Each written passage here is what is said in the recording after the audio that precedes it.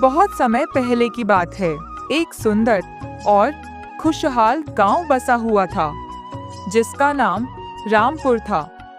इस गांव में हर कोई मिलजुल कर रहते थे। खेतों में हरियाली लहराती थी, नदियां शुद्ध जल से भरी रहती थीं, और लोग सादा जीवन जीते हुए एक दूसरे की मदद करते थे। रामपुर राज्य का युवा राजकुमार अशोक अपनी बहादुरी, सौंदर्य और करुणा के लिए प्रसिद्ध था। प्रजा उसे देवता के रूप में मानती थी। लेकिन किस्मत ने उसके लिए एक अजीब खेल रचा था। कहीं दूर घने जंगलों में एक शिकारी रहता था, जिसका नाम था रामू, और उसका चेहरा राजकुमार अशोक से हूबहू मिलता था। रामू अनाथ था। वह तीरंदाजी और तलवारबाजी में निपुण था, लेकिन उसके मन में समाज और राजसत्ता के लिए एक तरह की जलन थी। एक दिन राजकुमार घूमने के लिए जंगल में गए, और घना जंगल दोपहर का समय होने के कारण कुछ दूर जाते ही राजकुमार एक पेड़ के पास जाकर आराम करने लग जाते हैं। तभी एक हरा भरा चमचमाता तोता उड़ता हुआ आया और पास के आम के पेड़ पर बैठ गया।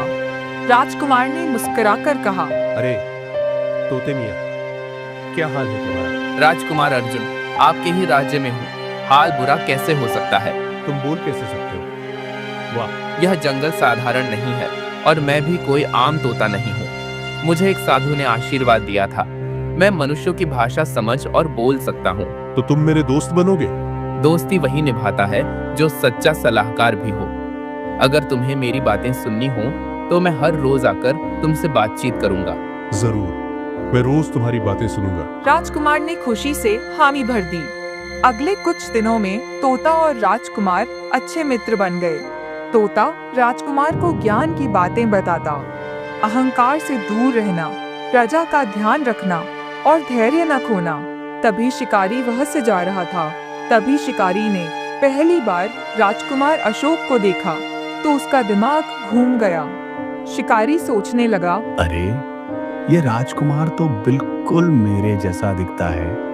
अगर मैं इसकी जगह ले लूं तो सारा राजपाट मेरा हो सकता है। मैं राजा बन जाऊंगा।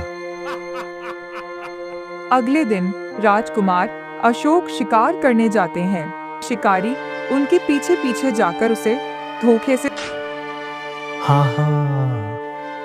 अब मैं बनूंगा राजकुमार अशोक, और फिर राजा का सारा सोना, सारी ताकत सब मेरा होगा। और उसका वेश धारण करके महल की ओर चला जाता है।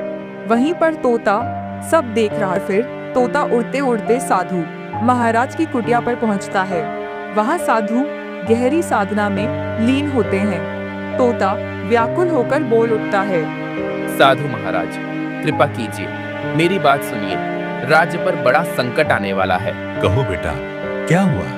तू क्यों व्याकुल है? महाराज, राजकुमार अशोक अब इस दुनिया में नहीं रहे। एक शिकारी ने, जो हूबहू उन्हीं जैसा दिखता है, उन्हें मारकर अब महल में उनकी जगह ले ली है, और उसने राजा को भी अपने झूठ में फंसा लिया है।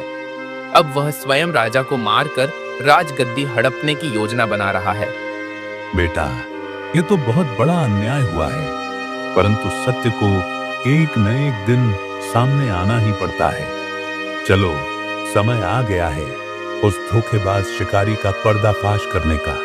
साधु महाराज अपने तपोबल से एक मंत्र पढ़ते हैं और जंगल में एक दिव्य प्रकाश फैल जाता है।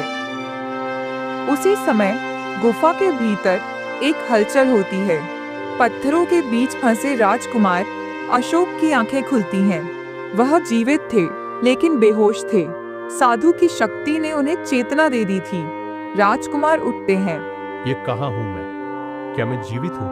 तभी साधु की दिव्य आवाज आती है, राजकुमार, तुम्हारा समय अभी समाप्त नहीं हुआ है, परंतु यह संकट तुम्हारे अहंकार का परिणाम है। अब उठो और चलो, अपनी भूल सुधारो और अपने राज्य को बचाओ। मुझे क्षमा करें साधु महाराज, मैंने आपकी चेतावनी को नजरअंदाज किया। अब मैं अपनी भूल का प्रायश्चित करूंगा। उधर महल में शिकारी बहरूपिया अपने असली रूप में आने ही वाला था। वह राजा के पास जाकर कहता है, पिताजी, अब आपको आराम की जरूरत है। आपको चाहिए कि आप राजपाट मुझे सौंप दें ताकि मैं इस राज्य की रक्षा कर सकूं। इसी बीच एक सैनिक दौड़ते हुए आता है। महाराज, साधु महाराज और तोता दरबार में उपस्थित होना चाहते हैं। उन्हें तुरंत बुलाओ। साधु महाराज और तोता दरबार में आते हैं। तोता ऊंचे स्वर में कहता है, महाराज, आप जिस राजकुमार को देख रहे हैं वह असली नहीं है। वह एक धोखेबाज शिकारी है जिसने राजकुमार अशोक को मारने का प्रयास किया। यह झूठ बोल रहा है। यह तोता विश्वासघाती है। ये सब मुझे फंसाने की साजिश है। मैं कोई झूठा नहीं हूँ। इस राज्य का भला चाहने वाला हूँ और आपके विश्वास का पात्र हूँ। तभी दरबार में असली राजकुमार अशोक प्रवेश करते हैं। पिताजी, यही वह बहरूपिया है जिसने मेरी जगह लेने की साजिश रची थी। राजा का क्रोध अब सीमा पार कर चुका था और कहते हैं, इस विश्वासघात के लिए इसे काल कोठरी में डाला जाए और राजद्रोह के अनुसार दंड दिया जाए।